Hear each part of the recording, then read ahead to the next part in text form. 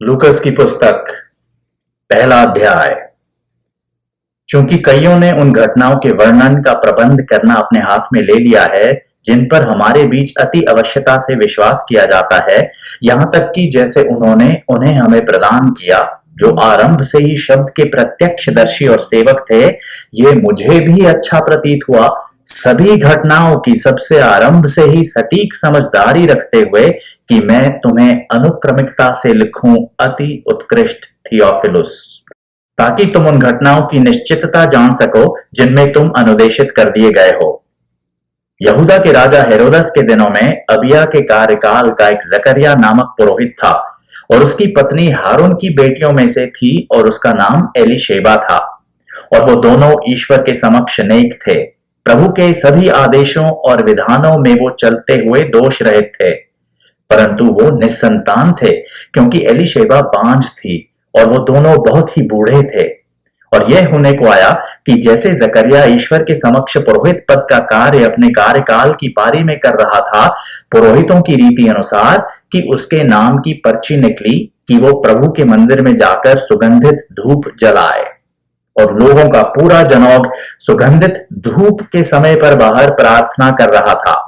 और वहीं उसे सुगंधित धूप की बलिवेदी के दाएं हाथ पर प्रभु का एक दूत खड़ा प्रकट हुआ।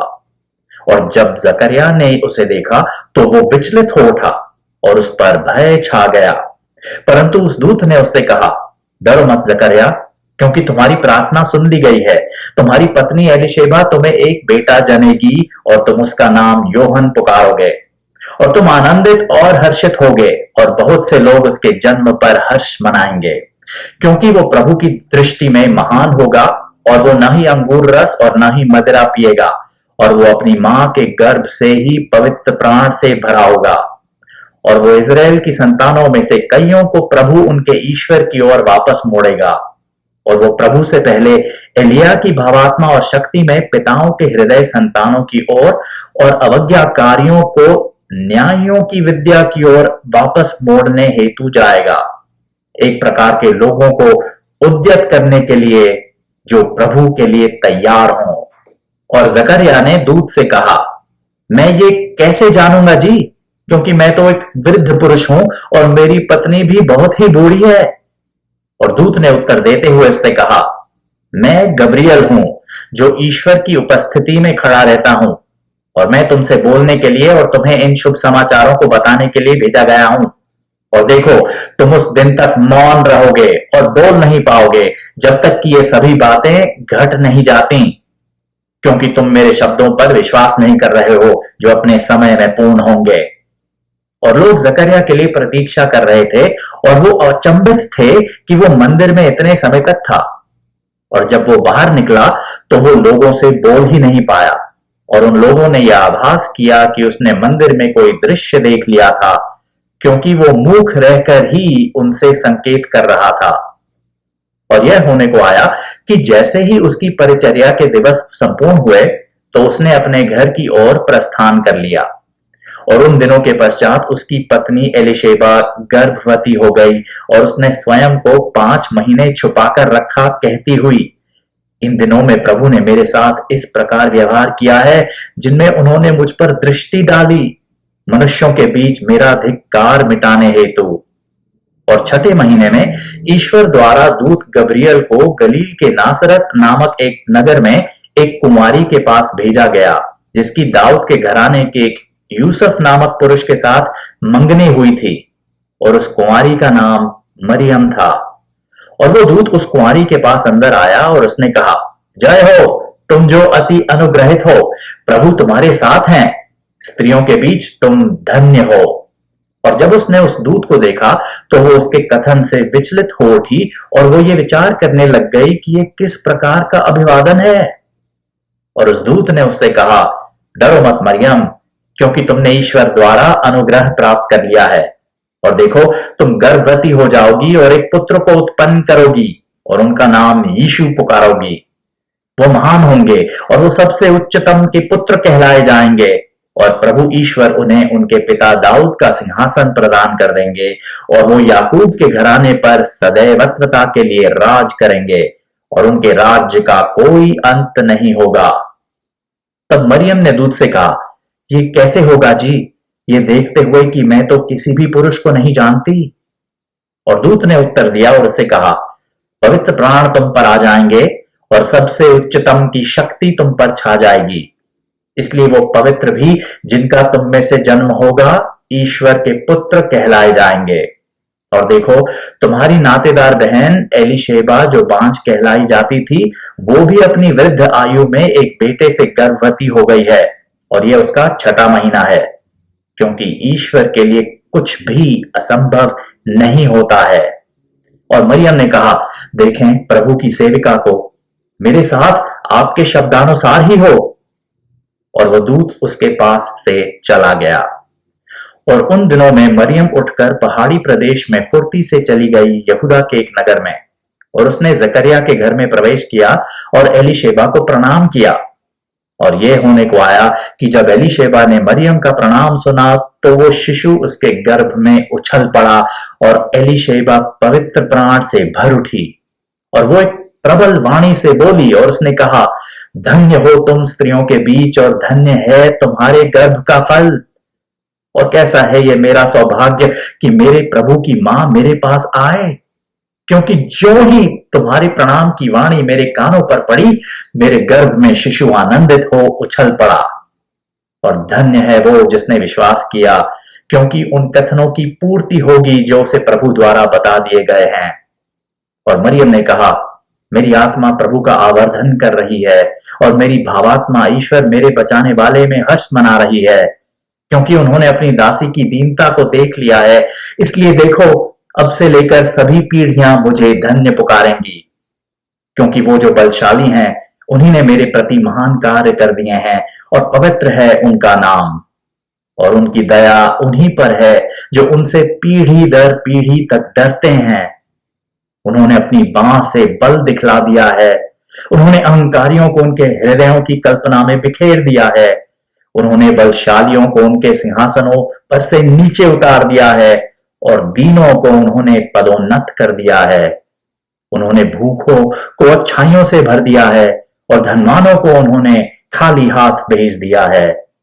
अपनी करुणा के स्मरण में उन्होंने अपने नौकर इज़राइल की सहायता की है, जैसा कि वो हमारे पितरों अब्राहम और उनके बीच से बोले थे, सदैवत्वता के लिए।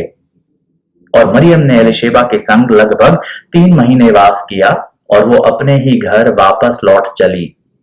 अब एलीशेबा की गर्भावस्था का समय पूर्ण होने को आया कि वो जन्म दे, और उसने एक बेटे को जन्म दे दिया। और उसके पड़ोसियों और नातेदार भाई बहनों ने सुना कि प्रभु ने कैसे उस पर अत्यंत दया दिखला दी थी, और उन्होंने उसके साथ हर्ष मनाया। और यह होने को आया कि 8वें दिन वो उस बच्चे का खतना करने आए, और उन्होंने उस बच्चे को उसके पिता के नाम पर जकरिया पुकारा। और उसकी मां ने उत्तर दिया और कहा, ऐसे नहीं, बल्कि ये योहन पुकारा जाएगा। और उन्होंने उससे कहा, तुम्हारे कुल में तो कोई भी नहीं है जो इस नाम से पुकारा जाता है। और उन्होंने उसके पिता को संकेत किए कि वो उसे कैसे पुकारना चाहेगा। और उसने एक लिखने की पटिया मंगवाई और लिखा, कहते हुए, इसका नाम योहन है। और उन सभी ने अचंभा किया, और उसका मुंह और उसकी जीभ तुरंत ही खुल गए, और वो बोल पड़ा और ईश्वर की प्रशंसा की। और उन सभी पर जो उनके आसपास चारों ओर बसते थे एक भय छा गया। और ये सभी बातें यहूदा के सर्वत्र के पहाड़ी प्रदेश में सुनाई गईं। और उन सभी ने जिन्होंने इन्हें सुना, इनका अपने मन में विचार करते हुए कहा, यह बच्चा किस प्रकार का होगा? और प्रभु का हाथ उसके साथ था। और उसका पिता जकरिया पवित्र प्राण से भर उठा, और उसने प्रेरित उपदेश दिया, कहते हुए, धन्य हो इज़राइल के प्रभु ईश्वर, क्योंकि उन्होंने अपने लोगों की सुध ले ली है और उनका मुक्ति भुगतान कर दिया है, और हमारे लिए अपने नौकर दाऊद के घराने में एक बचाव का सींग उठा दिया है, जैसा उन्होंने अपने पवित्र पैगंबरों के मुंह से बोला था, जो संसार के प्रारंभ से होते आए हैं, कि हमारा बचाव हमारे शत्रुओं से और उन सभी के हाथों से हो जाएगा जो हमसे घृणा करते हैं, उस दया को क्रियान्वित कर देने हेतु जिसकी हमारे पितरों को प्रतिज्ञा प्रदान कर दी गई थी, और ईश्वर के पवित्र प्रतिज्ञा पत्र का स्मरण करवा देने हेतु, वही शपथ जिसकी उन्होंने हमारे पिता अब्राहम को प्रतिज्ञा प्रदान की थी कि वो हमें ये अनुदान प्रदान कर देंगे कि हम अपने शत्रुओं के हाथों से बाहर बचा लिए गए उनकी सेवा निर्भयता से करें, उनके समक्ष पवित्रता और नेकी में हमारे जीवन के समस्त दिन। और तुम बालक सबसे उच्चतम के पैगंबर कहलाए जाओगे, क्योंकि तुम प्रभु के चेहरे से पहले उनके पथ तैयार करने हेतु जाओगे, उनके लोगों को बचाव का ज्ञान देने के लिए, उनके पापों के परिहार द्वारा, हमारे ईश्वर की कोमल करुणा द्वारा, जिसके द्वारा प्रभात ने उच्चत्व से हम पर अपनी दृष्टि टिका ली है, उन्हें उजाला प्रदान करने हेतु जो अंधेरे की और मृत्यु की परछाई में बैठे हुए हैं, हमारे पैरों का शांति के पथ की ओर मार्गदर्शन कर देने हेतु। और वो बालक बड़ा हुआ और भावात्मा में प्रबल हुआ, और वो इज़राइल के समक्ष अपनी दिखाई के दिन तक जंगली क्षेत्रों में था। दूसरा अध्याय। और उन दिनों में ऐसा होने को आया कि रोम के राजा औगुस्तुस द्वारा एक राजाज्ञा भेजी गई कि समस्त संसार की जनगणना की जाए। और यह जनगणना सर्वप्रथम तब की गई थी जब साइरिनियुस सीरिया का राज्यपाल था। और सभी जनगणना के लिए चले गए, प्रत्येक अपने ही नगर में। और यूसुफ भी गलील से नासरत के नगर में से ऊपर यहूदा में दाऊद के नगर, जो कि बेथलेहम कहलाया जाता है, चला गया, क्योंकि वो दाऊद के घराने और वंशावली में से था, अपनी अत्यंत गर्भवती मंगेतर पत्नी मरियम के साथ जनगणना हेतु। और ऐसा हुआ कि जब वो वहीं थे कि मरियम की गर्भावस्था के दिन संपूर्ण हुए, और उसने अपने प्रथम जन्मे पुत्र को जन्म दिया, और उन्हें लपेटने वाले वस्त्रों में लपेट दिया, और उन्हें एक चरनी में लिटा दिया, क्योंकि उनके लिए सराय में कोई स्थान नहीं था। और वहीं उसी देहात में चरवाहे खेत में वास कर रहे थे, रात्रि में अपने झुंड पर पहरेदारी करते हुए। और लो, प्रभु का दूत उनके पास आ खड़ा हुआ, और प्रभु की महिमा उनके चारों ओर इर्द गिर्द चमक रही थी, और वो घोरता से भयभीत हो गए। और उस दूत ने उनसे कहा, भाई डरो मत, क्योंकि देखो, मैं तुम्हें एक बहुत ही आनंद भरा शुभ समाचार लाया हूं, जो सभी लोगों के लिए होगा। क्योंकि तुम्हारे लिए इस दिन दाऊद के नगर में एक बचाने वाले जन्मे हैं, जो मसीहा प्रभु हैं। और यह तुम्हारे लिए एक संकेत होगा, तुम उन शिशु को एक चरनी में लेटा हुआ, लपेटने वाले वस्त्रों में लिपटा हुआ पाओगे। और अचानक उस दूत के साथ स्वर्गिक सेना का एक जनौग ईश्वर की प्रशंसा करता हुआ और कहता हुआ आ गया, सर्वोच्चतम में ईश्वर के प्रति महिमा, और पृथ्वी पर शांति, लोगों के प्रति अच्छाई भलाई। और यह होने को आया कि जब वो दूत उनके पास से स्वर्ग में वापस चले गए थे, तो उन चरवाहों ने एक दूसरे से कहा, हम इसी समय बेथलेहम जाते हैं, इस घटना को देखने के लिए जो घटी है, जिसकी जानकारी प्रभु ने हमें प्रदान कर दी है। और वो फुर्ती से आए, और उन्होंने मरियम और यूसुफ को और उन शिशु को चरनी में लेटा हुआ पाया। और जब उन्होंने ये देख लिया था, तो उन्होंने इस बात का प्रचार बाहर कर दिया, जिसे उन्हें इन बच्चे संबंधी बता दिया गया था। और उन सभी ने, जिन्होंने भी ये सुना, अचरज किया उन बातों पर जो उन्हें चरवाहों द्वारा बता दी गई थीं। परंतु मरियम ने ये सभी बातें अपने ध्यान में रखीं, और उसने उन पर अपने मन में विवेचन किया। और वो चरवाहे वापस लौट गए, ईश्वर का महिमा मंडन और उनकी प्रशंसा करते हुए उन सभी बातों हेतु जिन्हें उन्होंने देखा और सुना था, जैसा कि उन्हें बता दिया गया था। और जब उन बालक के खतने के लिए 8 दिन संपूर्ण हो चुके थे, तब उनका नाम यीशु पुकारा गया, जिन्हें यह नाम उनके गर्भ में गर्भाधान से पहले ही उस दूत ने दे दिया था। और जब मरियम के शुद्धिकरण के दिन मूसा के नियमानुसार संपूर्ण हो चुके थे, तो वो यीशु को यरूशलेम ले आए, उन्हें प्रभु को प्रस्तुत करने हेतु, जैसा कि प्रभु के नियम में लिखा हुआ है, प्रत्येक नर जो गर्भ खोलेगा प्रभु के लिए पवित्र कहलाया जाएगा। और बलि चढ़ाने हेतु उसी के अनुसार जो प्रभु के नियम में कहा गया है, एक जोड़ा कपोतों का या 2 युवा कबूतर। और देखो, यरूशलेम में एक व्यक्ति था जिसका नाम शिमोन था, और वही व्यक्ति नेक और श्रद्धालु था, इज़राइल की सांत्वना की प्रतीक्षा करता हुआ, और पवित्र प्राण उस पर थे। और उसे पवित्र प्राण द्वारा प्रत्यक्ष करवा दिया गया था कि वो प्रभु के मसीहा को देखे बिना मृत्यु को नहीं देखेगा। और उसने भावात्मा द्वारा अंदर मंदिर में प्रवेश किया।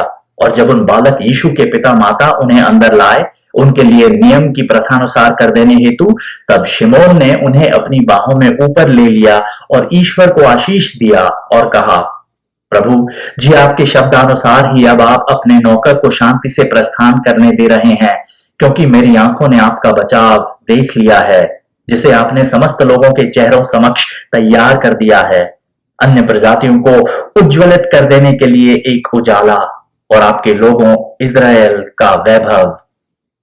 और यूसुफ और उनकी मां ने उन बातों पर अचंभा किया जो यीशु के विषय में बोली गई थीं। और शिमोन ने उन्हें आशीष दिया। और मरियम उनकी मां से कहा, देखो, ये शिशु इज़राइल में कईयों के गिरने और उठने के लिए नियुक्त हैं और एक संकेत के लिए जिसकी आलोचना की जाएगी। हाँ, एक तलवार तुम्हारी अपनी ही आत्मा को भी भेद डालेगी, ताकि कई हृदयों के विचार प्रत्यक्ष हो सकें। और वहीं एक ऐना थी, एक पैगंबरिका, आशेर की जनजाति के फनुएल की बेटी। वो बहुत ही दीर्घ आयु की थी और वो अपने कुंवारेपन से 7 वर्ष अपने पति के साथ रही थी। और वो एक विधवा थी, लगभग 84 वर्ष की आयु की, जो मंदिर से नहीं जाती थी, बल्कि वो ईश्वर की सेवा रात दिन उपवासों और प्रार्थनाओं से करती रहती थी। और उसने उसी क्षण में आते हुए इसी प्रकार प्रभु को धन्यवाद दिया और उन सभी से उनके विषय में बोली जो यरूशलेम में मुक्ति भुगतान की प्रतीक्षा में थे।